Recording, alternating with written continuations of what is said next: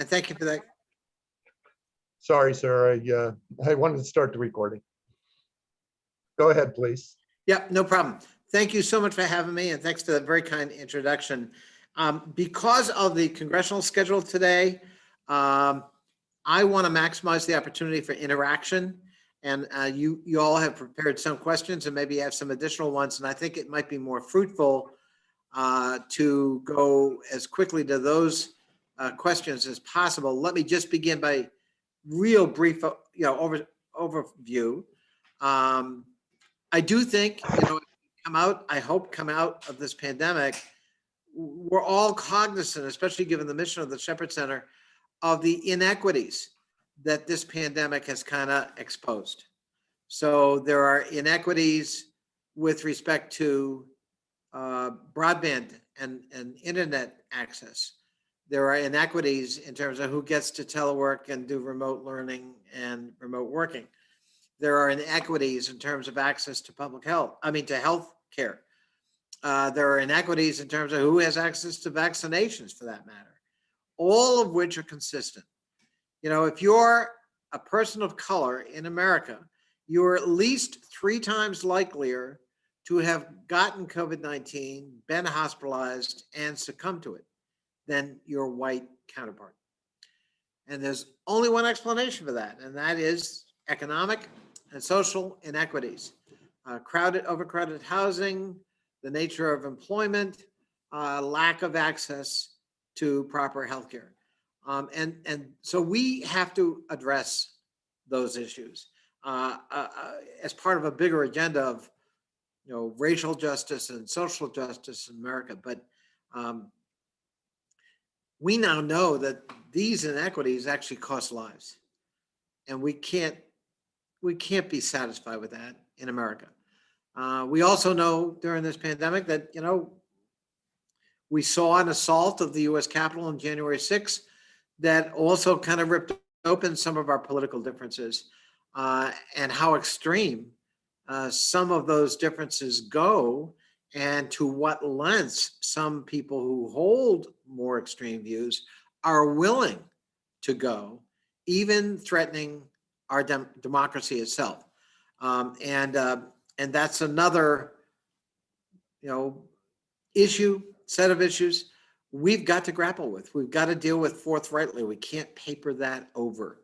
So as we, I hope, come out of the pandemic and reopen the economy and reopen businesses and schools and nonprofits, I also hope that we can rededicate ourselves to some very fundamental issues of social justice in America and political equity that have long kind of been neglected or only half addressed. Those are certainly takeaways from the pandemic that I hope we keep close to our heart and act on. Let me stop there.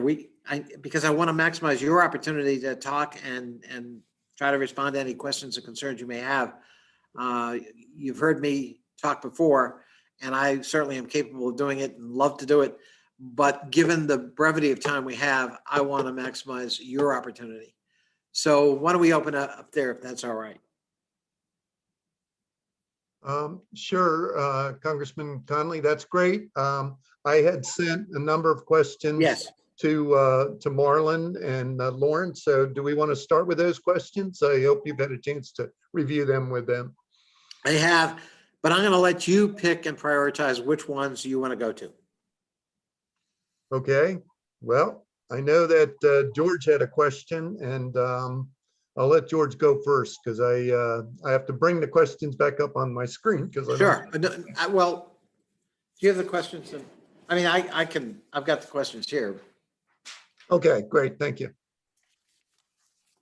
But again, I want you all to have the opportunity to prioritize what you want to ask. Okay. Well, George, I'll let you go.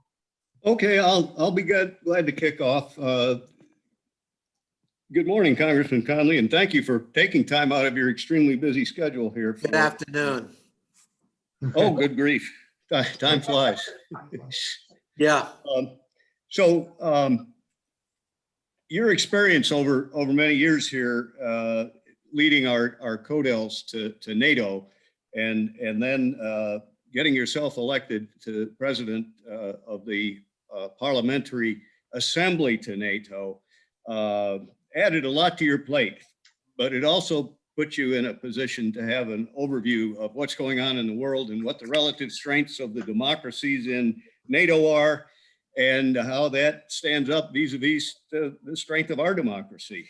And in that regard, it was just in Tuesday's newspaper that the editorial board came in with a piece that attributed the January 6th events, mob attack on the Capitol, largely to provisions of that 1887 Act. I think it's the Electoral Account Act of 1887. And the editors concluded that without reforms to the act, the otherwise ambitious ongoing efforts to protect our democracy against another January 6th type event remain incomplete. I'd cite just the one provision that allows a single member of the Senate and a single member of the House to bring the whole thing count, which the Constitution says all that the Congress does is count the electoral votes. It doesn't say you judge them. And one member of each chamber can stop the whole process and could have thrown the country into a total chaos. So they say that needs to be addressed. And I was wondering what your views were on that, and how best the Congress might address that. Many people challenge the constitutionality of the act, but it's never been tested, to my knowledge, by the Supreme Court. Great question, George, and great to see you again as well. Frankly, I favor abolishing the Electoral College. It's an anachronism where we weren't quite trustful of the will of the people. We needed some brakes on that, and electors needed, we needed sort of another layer. Well, we've evolved, right? I mean, the Electoral College has not evolved with the franchise. So when we created the Electoral College, women couldn't vote, men without property couldn't vote, people of color couldn't vote. And today, of course, we've broadened that electorate, and in a way probably unimaginable to our founders. And the Electoral College nonetheless stays with us. The Electoral College, grossly magnifies and perpetuates inequity in the system. So Wyoming, with a population half that of, say, Fairfax County, nonetheless has 3 electoral votes guaranteed. And if you look at, per person representation, that's many magnitudes larger than what a person in California gets. At some point we have to really face the fact that we're perpetuating inequity in our own presidential system. The will of the people has to be expressed and has to be respected. No other democracy in the world looks at an election like we do. And I can tell you that after having 2 presidents selected in the last 20 years by an Electoral College majority, but losing the majority or the plurality of the actual vote, people shake their heads like, what? How is that possible? And isn't that an anti-democratic kind of measure, whether by design or not, but it has that effect. And I frankly agree with that logic. I think we have to take our chances with the will of the majority and respect it. Whoever gets the most votes, they win. And we don't do Electoral College votes. Trying to get a constitutional amendment to abolish the Electoral College right now obviously would not pass, because a lot of small states find it very much in their interest to perpetuate that system. And so one of the movements we're looking at is states pledging that they will cast their electoral votes whichever way the majority rules nationwide. So if Joe Biden gets 7 million more votes than Donald Trump, our electoral votes will go for Joe Biden. irrespective of how our state may have voted. And so a number of states are kind of signing on to that movement. And if we can get, 271 electoral votes to do that, then in effect, we have nullified the Electoral College's ability to thwart the will of the majority. And the final point, I mean, obviously the events of January 6th remind us all that while democracy is resilient, it's also fragile. And taking it for granted is a real risk. So investing in democracy, investing in its institutions, being ever vigilant about threats, internal and external, to our democratic form of government is called for and essential. And that's a message I am taking, George, to NATO. If it can happen here, it can happen in your country too. And therefore, we have to shore up our commitment to shared democratic values and call it out when people backslide or do things inimical to those shared democratic values. So, Thank you. Mr. Connolly, let me ask one of the questions that we had previously sent. Sure. With House Republicans more focused on value issues such as abortion, guns, religion, nationalism, cancel culture, et cetera, and House Democrats more focused on policy issues, what are new communication strategies that Democrats will employ to target independent voters crucial to Democrats maintaining the House in 2022? Yeah, that's a great question. And let me just say, our policy focus is predicated on values, right? I mean, it's a value to assert healthcare ought to be a universal right, not a privilege of the few, or not a privilege only to the extent you can afford it. That's a value. Trying to deal with the inequities I talked about, like that have been really exposed during the pandemic. Well, underlying that is a value that says we should not, as a free society that cares about people's welfare, written into the Declaration of Independence, the pursuit of happiness. Well, then we can't be satisfied with the huge inequities that still persist in America. That's a value. So I would say undergirding the policies we're focused on are very much values. But I think to your question, we could do a better job making sure people understand that there are competing values. And we tend to think our values make a lot more sense for you as a human being, for your family, for your community, and for the country as we move forward. We need to do a better job making sure that we propound that. And show the contrast. I frankly think my friends on the other side of the aisle have all too often bought into social Darwinism. So let the fittest survive. Well, I don't think that's the kind of society or value system I'm comfortable with. I think a helping hand is in order and can make a profound difference in opening up empowerment and productivity and opportunity for people. And that's the kind of society I want to build and I want to live in. Those are really powerful values that we ought to be talking about. Great, thank you. Linda Lee, you have a question? You have to unmute yourself. Yeah, I'm on. Can you hear me? Yeah. Hi, Joe. It's finally working. Hi, Jerry. It's good How to are see you? you. I'm good, thanks. Retired from Annandale, but still a teacher at heart. Oh my God. What I wanted to ask you, Jerry, is something that I'm extremely concerned about: gun control. The NRA is a half a mile from my house. Yep. And I wanted to know, with all of the legal wranglings that are going on with the NRA, what has the government got as a way of forcing them to sell that huge building because they're supposedly bankrupt, and putting that building, which is enormous and takes up a huge amount of space, to some good use? I'm thinking, a multicultural center, an educational center for all people, a really comprehensive, because you've got parking, you've got everything there it, as you well know, it is a well-constructed, very visible and very easy to get to building. Yeah. Has anything been discussed about that other than the legal stuff? You know, that's not Yeah. something.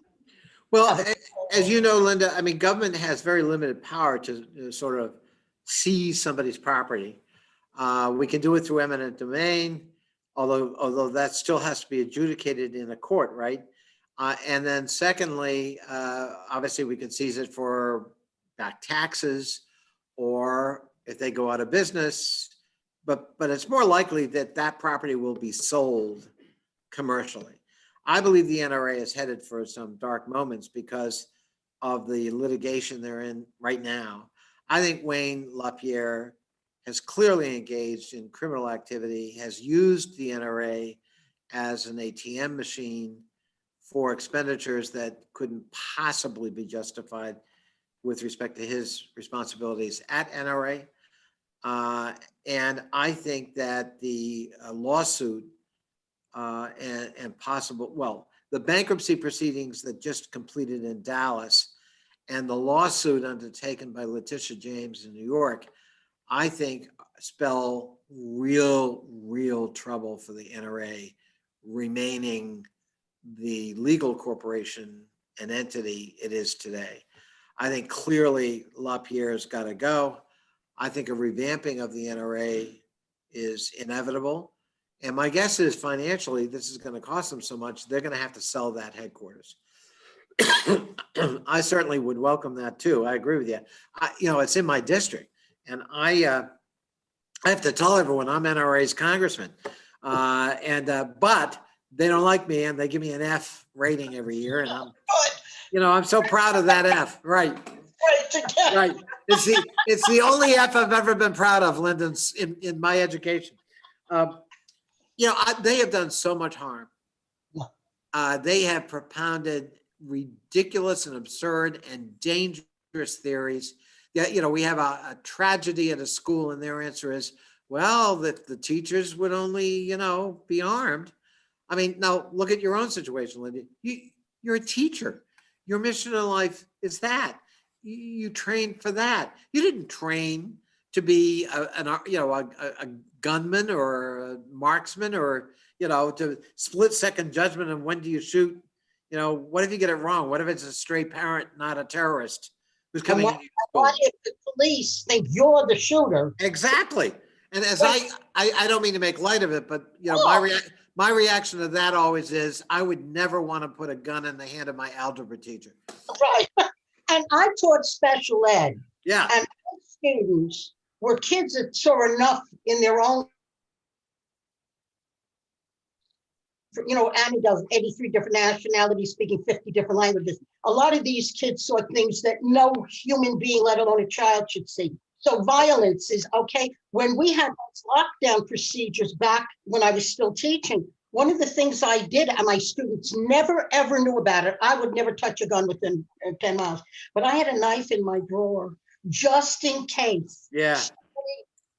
Breached my classroom because I was ready to do something to that person before they did something to my student. Yep. But what a horrible position. Right. What a horrible position. But Exactly.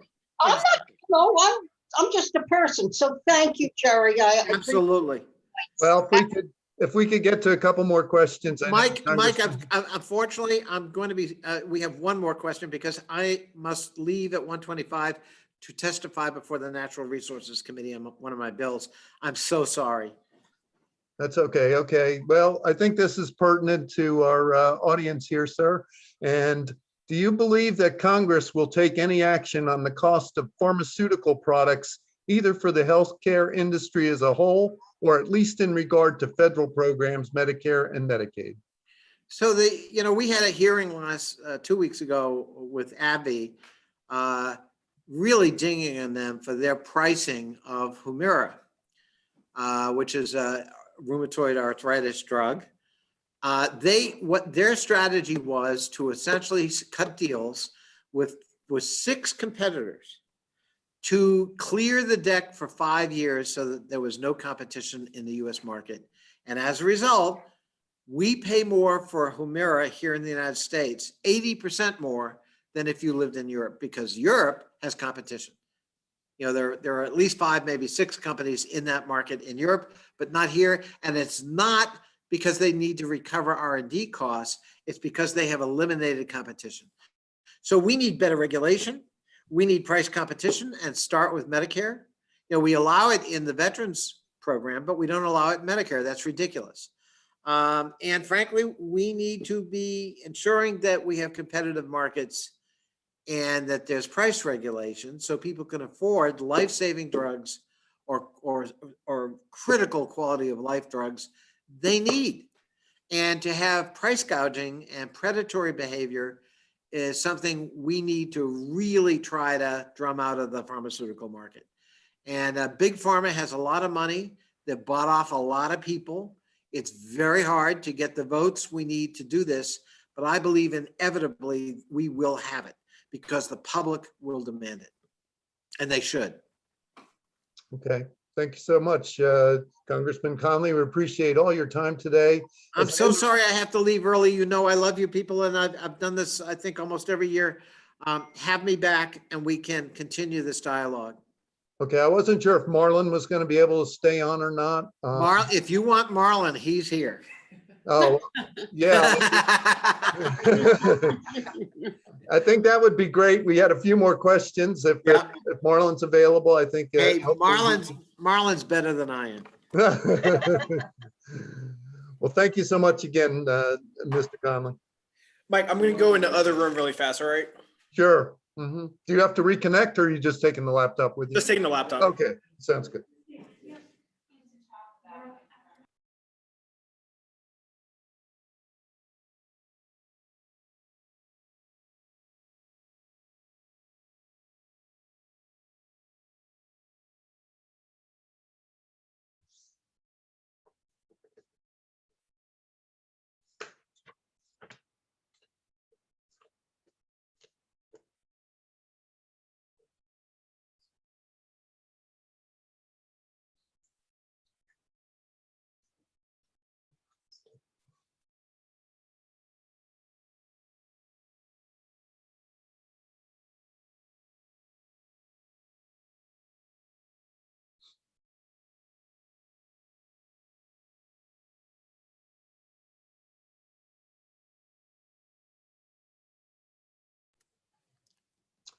Okay, great. So this is Marlon Dubuisson, and Marlon is the district director for Congressman Connolly.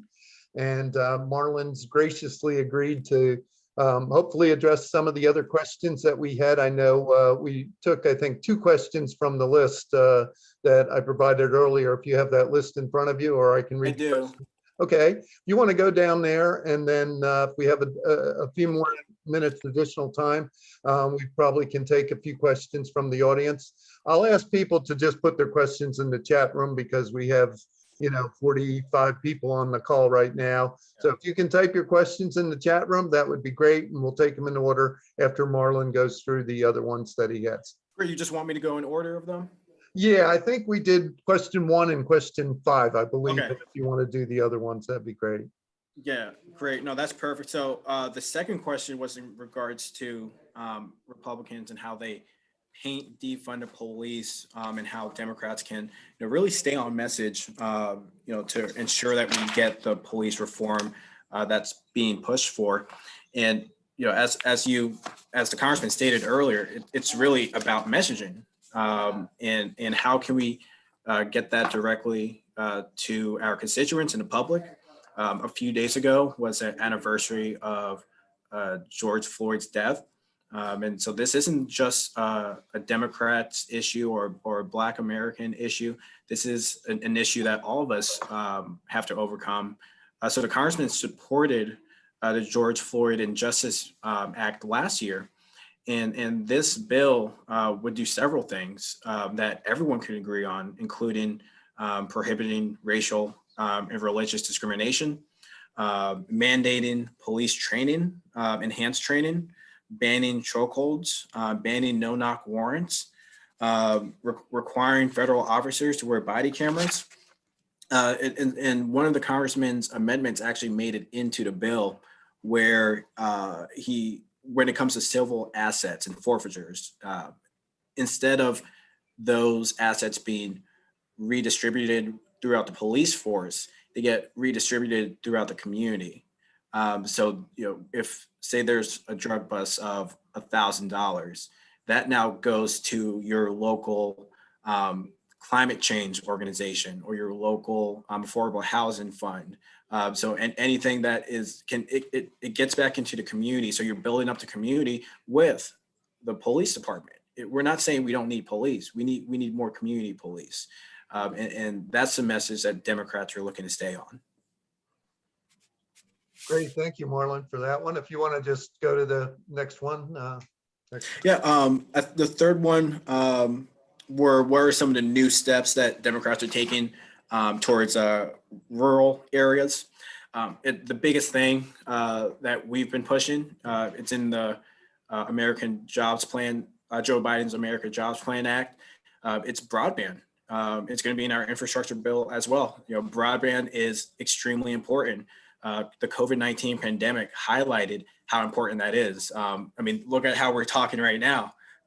If we're in an area where we don't have reliable internet service, we can't communicate.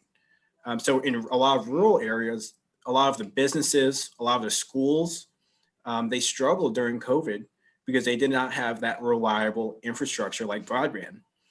So that is one of the major priorities to get to rural areas. So we want to invest in that infrastructure need and make sure that they have those capabilities as well. The next question was when we get beyond the urban areas, so again, into the more of the rural areas, are we being too liberal on social issues? I was born and raised in Fairfax County. I went to South County Secondary School, for those of you who know. I still live in Lorton, Virginia. And of course, throughout the years, it's progressed and we're pretty blue. We want to see different changes and expansions. But I think that there's a lot more common ground than we realize. Mike, you asked a question about prescription drugs. Making prescription drugs cheaper means that we need more affordable healthcare, expanding Medicare and Medicaid. In these less than liberal areas, as the question states, a lot of them have actually already started doing so. So in one case, so traditional red states, I'm going to give you 5 examples: Kentucky, Louisville, Arkansas, Nebraska. All of them have implemented Medicaid expansion in the last year. And so that is a traditional liberal talking point that Republicans like to tote out. But that's 4 red states who have expanded Medicaid because they know that prescription drugs are too expensive. Other healthcare options and reproductive rights are too expensive. So this is a way to lower costs and save people money and make sure they get the medical treatment that they need. There's a lot of overlap between these policy areas in blue and red states, but it's a messaging that we have to continue to work on. Great, thank you. And you touched, and the 5th question is the pharmaceutical question. Right, yeah, I think that was pretty much addressed. I agree. Yeah, and the deficit question is a 6th one. What is your position on a continued deficit spending? Of course, it's a problem that is nonpartisan. Everyone thinks the deficit is an issue, so we need to figure out ways to offset cost. And puts money back into the middle and working class, making small business owners more resilient, and so that they're able to expand, hire. One way is raising the minimum wage and having these small business opportunities being more equitable.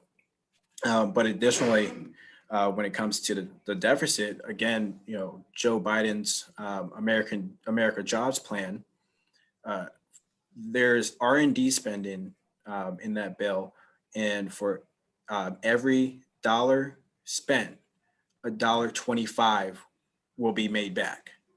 So we're making 25 cents on every dollar spent. So we're operating in the black, not the red.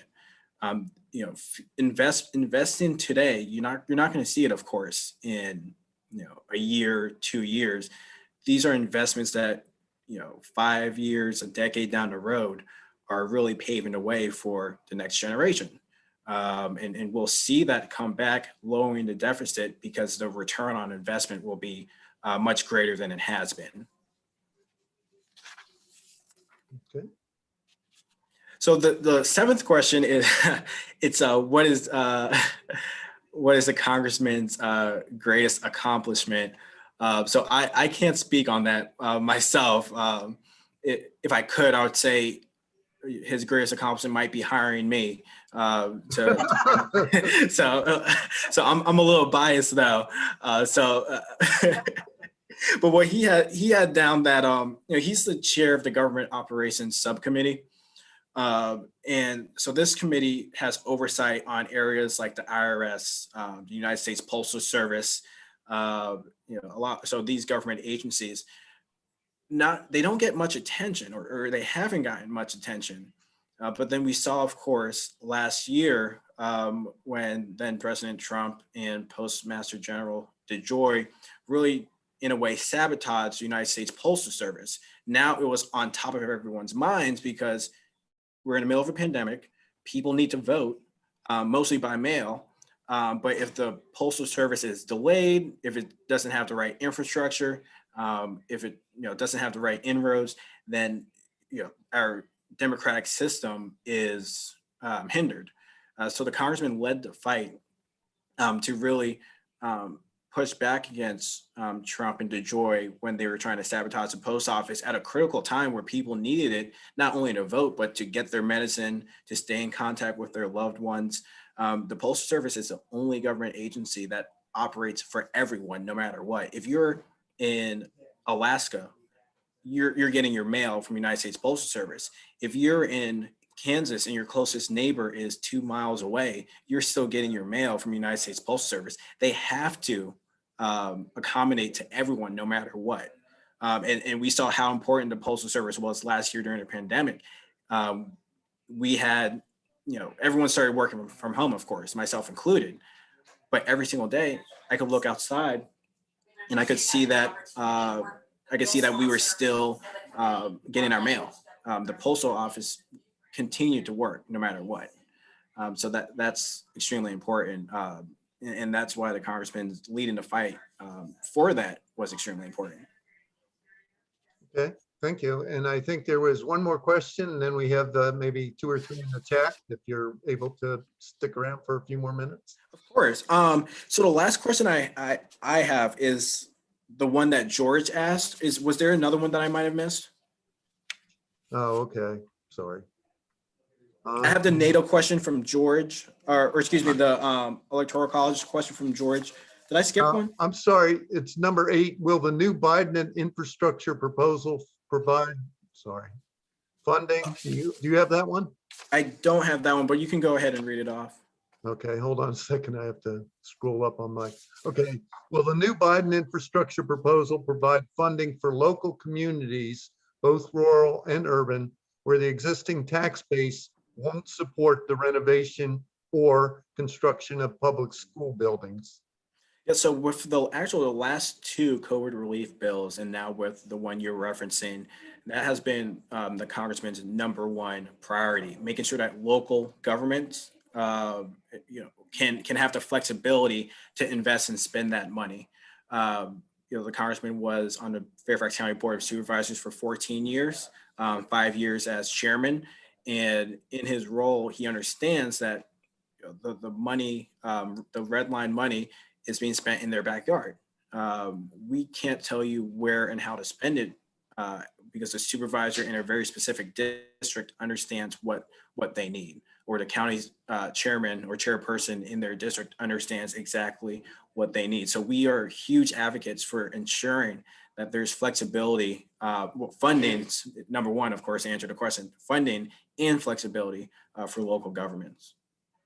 Okay. Let's see. I think we had a couple questions in chat. Let's see. How are Democrats using local groups on the ground in rural areas to communicate about the issues? People tend to trust messengers they know in their local communities. How do you build the support with local organizations? Yeah, as far as in rural areas, that's harder for us to answer. So I'm not sure, you know, when it comes to direct rural communication, how can other members of Congress or how they are transpiring their message. But with us, we hold, especially throughout this pandemic, we've held, I think maybe hosted 3 or 4 Zooms weekly with specific groups. And even as things are slowly opening back up, we are still doing so. So in February, we held a stakeholder roundtable where we were speaking to members of the African American community.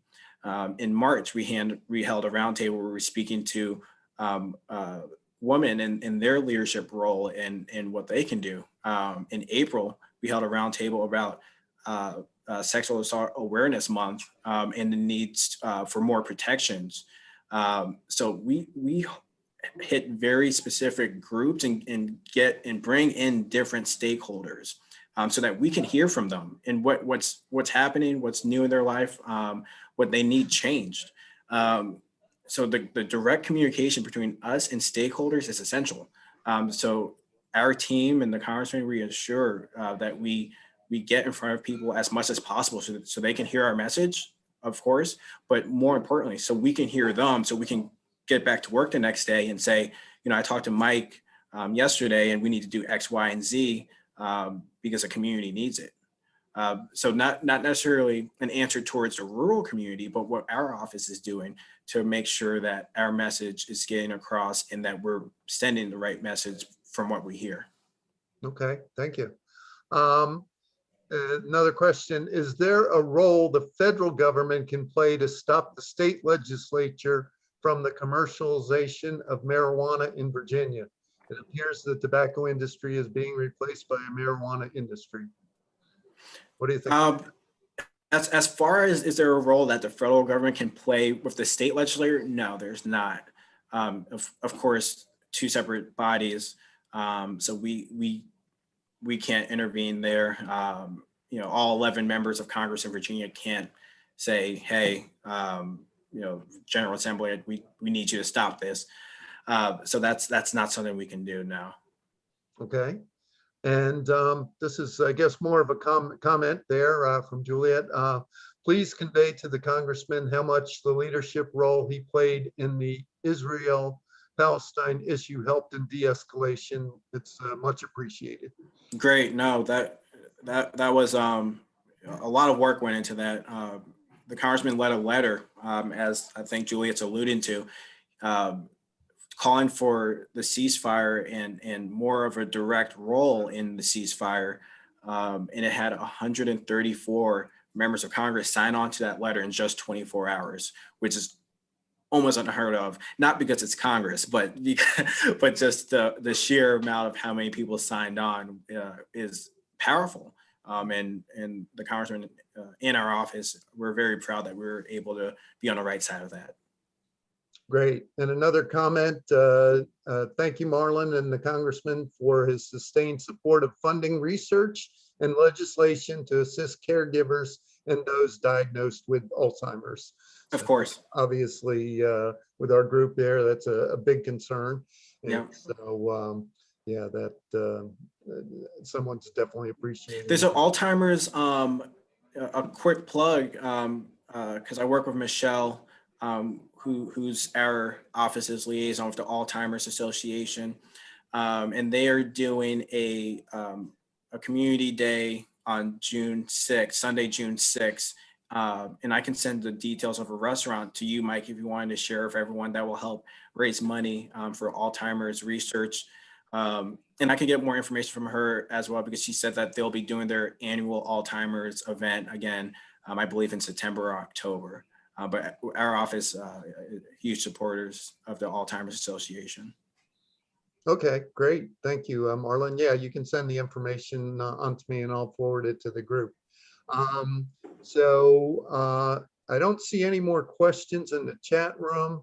I think, Carol, you had maybe a couple questions. Are you still on? I'm not sure I see Carol.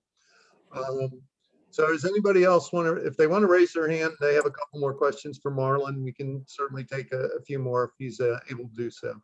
Does anybody else have any? Okay, Karen and John, go ahead, Karen. I did write something in the chat room. I guess you didn't see it, but I'm wondering if anybody is in Congress or otherwise, or paying attention that there's a nursing shortage in the whole country, which is a major deal, especially since COVID, but it was before.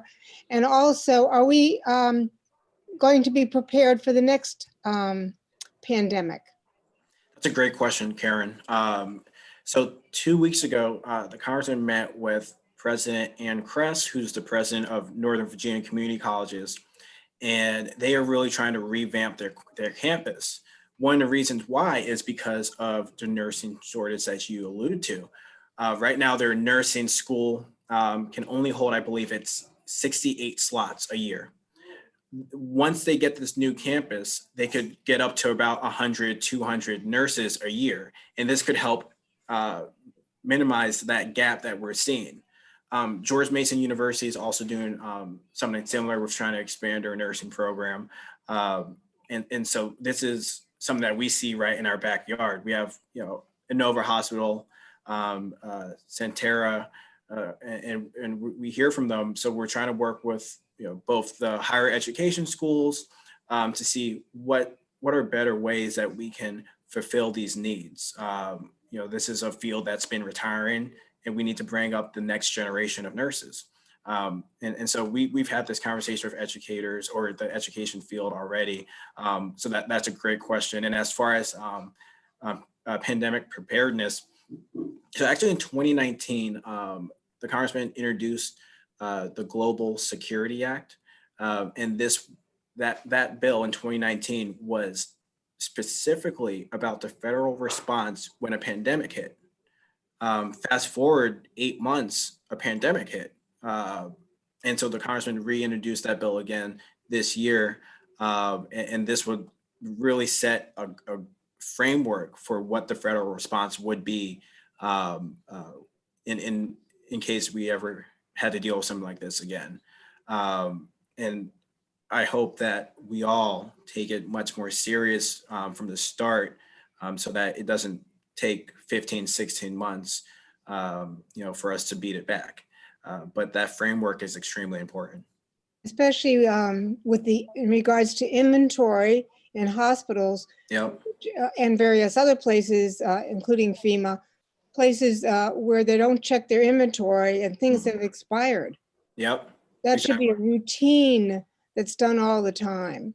Yeah. So, and that also comes down to how we fund things like the CDC, which has been, pretty grossly underfunded. And now, of course, with the pandemic, we realize how important it is that we need to invest in that research and development and continue to do so. Great. Does anybody else have any questions they want to raise their hand on? I don't see any more hands being raised. So I think we can wrap that one up there, Marlon. Really appreciate all of your time today. And thank you for setting this up and arranging it with Congressman Connolly. And a lot of valuable information was exchanged. So that was great. And beyond that, have a great day. Great. Thank you so much. Okay, take care.